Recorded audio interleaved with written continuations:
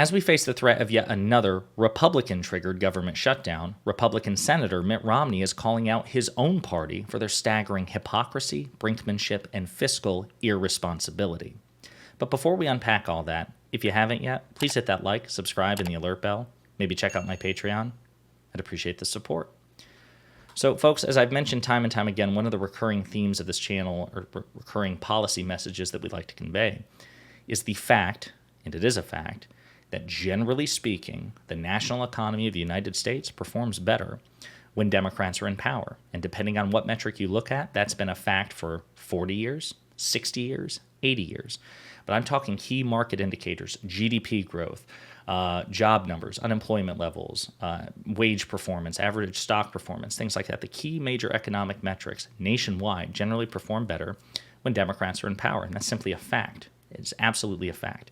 And even if you look at a state-by-state basis, generally speaking, the poorest, least educated, most federally dependent states in the country are red states. Not that blue states are perfect, and not that all red states are like impoverished hellscapes or anything like that, but just, again, generally speaking, blue states tend to be richer, more economically prosperous, and less federally dependent. So the proof is in the pudding no matter where you look, generally speaking. But facts don't speak for themselves. And what the Republican Party has done over the years is, with extraordinary message discipline and dedicated, loyal acolytes in the media, both the mainstream and alternative media, they've been able to change or take hold of the narrative, right? And so the fact that Democrats are better stewards of the economy means nothing if that's not also the perception.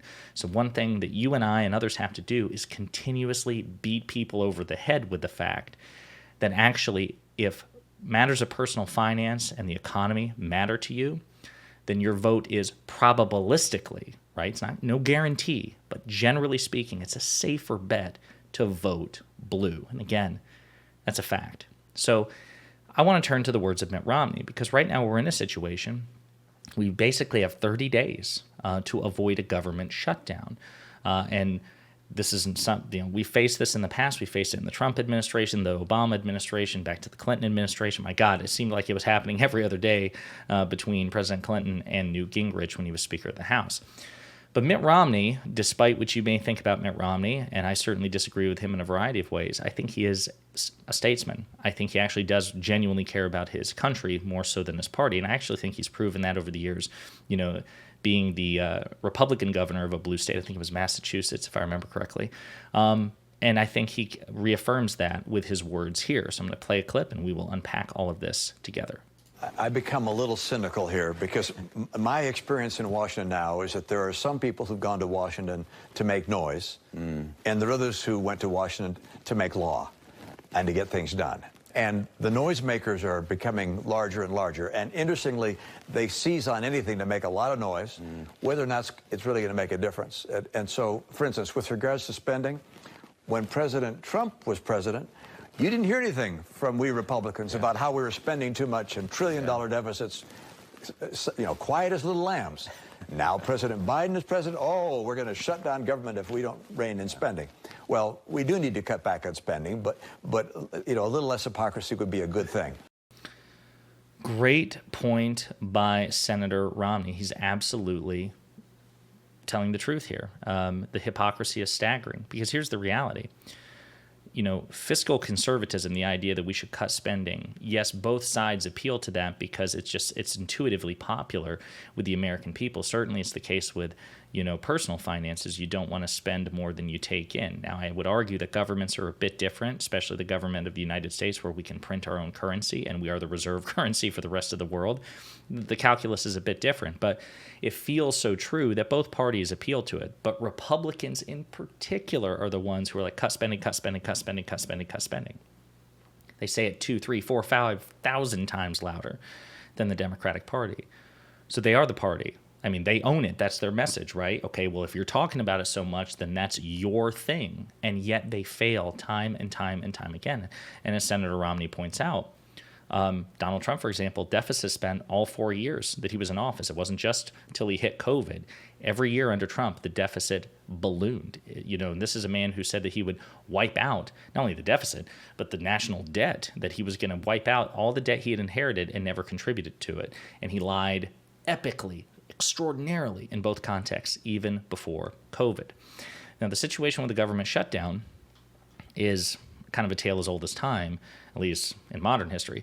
Congress is racing the clock to fund the government ahead of a September 30th deadline as a threat of government shutdown looms. But to some House conservatives, a shutdown isn't much of a threat at all. A handful of hardline Republicans are brushing off, or even embracing, the possibility of a shutdown, arguing that bringing the government to a screeching halt is more acceptable than allowing the country to continue on its current spending trajectory. If a shutdown occurs, then so be it, if they're not going to stick to what Speaker Kevin McCarthy agreed to, which is starting on a path of financial security, which we don't have, said Ralph Norman, Republican of South Carolina. Bob Good who in July said we should not fear a government shutdown, went even further when talking to The Hill last week. 85% or so of government continues to operate, and most Americans won't even miss it, Good said. And if that's the leverage that we need to utilize to force the Democrats to accept spending cuts and end to the harmful policies that are, again, crushing the American people, then we need to do that. While the Republicans flirting with a shutdown are a tiny minority within the GOP conference, they add another layer of complication for Kevin McCarthy as he works to keep the lights on in Washington without angering his right flank, who are pushing for steeper spending cuts and policy additions as part of the appropriations process. And of course, right now they're pushing for a continuing resolution, which is basically like, hey, give me 30 more days, give me 60 more days, just like a little bit more time. So I don't blame McCarthy here. Why don't I blame McCarthy here? Because McCarthy knows that very likely, based on past performance, the Republican Party will get the blame for this. It's one of the few things where justice tends to bend, or the universe, the moral arc of the universe tends to bend towards justice, right? Because not that Democrats have never participated in government shutdown. As a matter of fact, I think it was the 2018 one in January, January 2018, under President Trump. Democrats contributed to that too. But generally speaking, in modern history, government shutdowns are predominantly the fault of Republicans in Congress who try to use the threat of a government shutdown to try to extort the sitting president or the Democratic Party for whatever concessions. Kind of the same tactic they tried to employ over the debt ceiling earlier this year. And in most of those instances, under President Clinton, multiple ones under President Clinton, multiple ones under President Obama, and at least one of the two under President Trump, Trump and the Republicans got the blame for one of the two, and Republicans, according to polling, got the blame for all the other ones under Newt Gingrich during President Clinton's administration and under Mitch McConnell under Barack Obama's administration.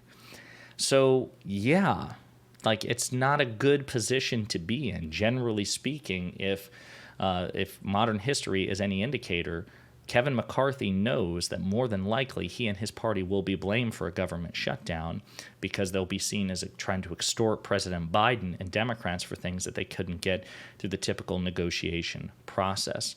I don't want a government shutdown, but I think Kevin McCarthy knows he's playing with fire in this respect.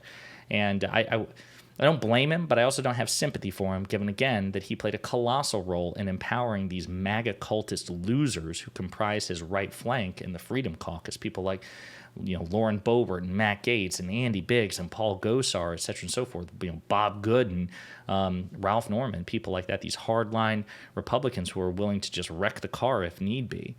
We'll see where it goes. Hopefully we avoid a government shutdown, but good on Mitt Romney for calling out the extraordinary hypocrisy and brinkmanship and fiscal irresponsibility of the GOP.